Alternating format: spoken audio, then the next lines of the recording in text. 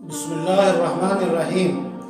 انسان کام کرتا ہے خدا کے لیے، یا وہ کام کرتا ہے خلق خدا کے لیے، یا وہ ایسا کام کرتا ہے جو خدا کے لیے بھی ہوتا ہے اور خلق خدا کے لیے بھی ہوتا ہے۔ یہ سارے کام خدا کی نزدیک مقبول اس وقت ہوں گے جب کہ نیت اچھی ہو۔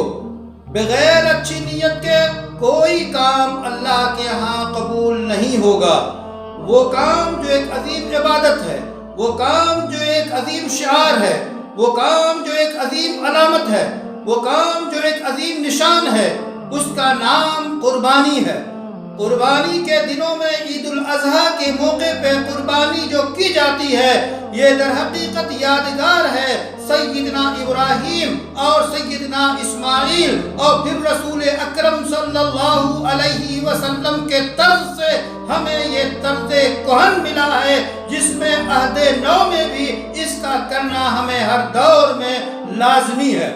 جس پہ قربانی واجب ہے وہ قربانی کرے، اور قربانی میں جس طرح جانوروں کا انتخاب، حسن انتخاب ضروری ہے، اچھے جانور ہوں، فربا جانور ہو، قیمتی جانور ہوں، بے عیب جانور ہوں اور دیکھنے میں بھاتے ہوئے جانور ہوں، لیکن اس سے کہیں زیادہ ضروری مقبول ہونے کے لیے، قبولیت کے لیے، وہ دل کا لحاظ، دل کا پاس اور دل کی اچھی نیت ہے۔ اسی کو قرآن کہتا ہے لَن يَنَالَ اللَّهَ لُحُومُهَا وَلَا دِمَاؤُهَا وَلَكِنْ يَنَالُهُ التَّقْوَىٰ مِنْكُمْ۔ اللہ کے حضور، اللہ کی جناب میں جانوروں کا گوشت پوست اور اس کا خون نہیں پہنچتا، بلکہ تمہارے دل کا تقوی، لحاظ اور پاس پہنچتا ہے۔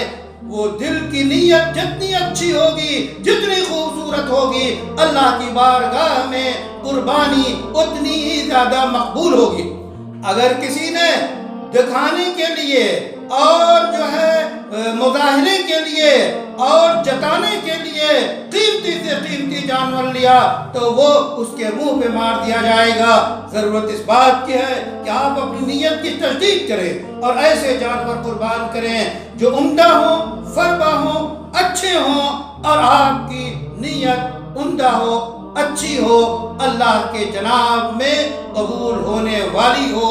اللہ کے رسول صلی اللہ علیہ وسلم کو حکم ہے فَصَلِّ لِرَبِّكَ وَانْحَرْ، اپنے پروردگار کے لیے نماز پڑھیے اور قربانی کیجیے۔ عید الاضحیٰ کی نماز بھی اس میں داخل ہے۔